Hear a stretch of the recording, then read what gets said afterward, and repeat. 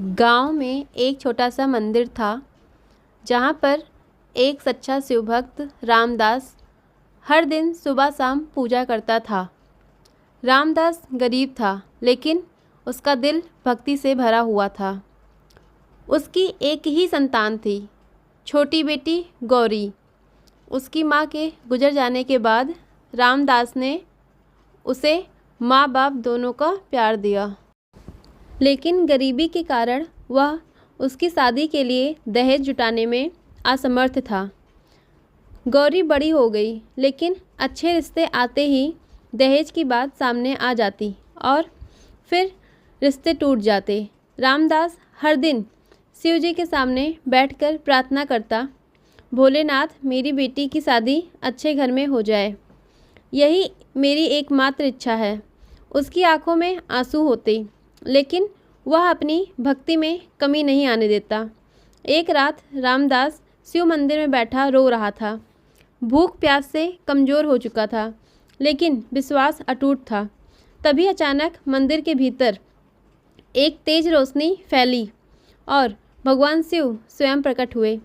उनका सौम्य रूप देखकर रामदास की आंखों से आंसू बहने लगे। शिव जी ने करुणा भरी आवाज़ में कहा, रामदास तेरा दुख मुझसे सहा नहीं जाता, बता तू क्या चाहता है। रामदास ने हाथ जोड़कर कहा, भगवान मेरी बेटी के लिए एक अच्छा वर मिल जाए, बस यही मेरी विनती है।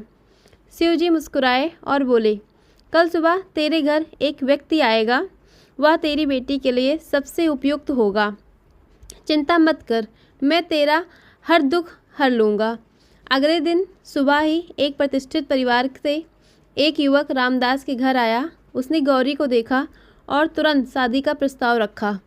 सबसे आश्चर्य की बात यह थी कि उस युवक ने एक भी पैसे या दहेज की मांग नहीं की।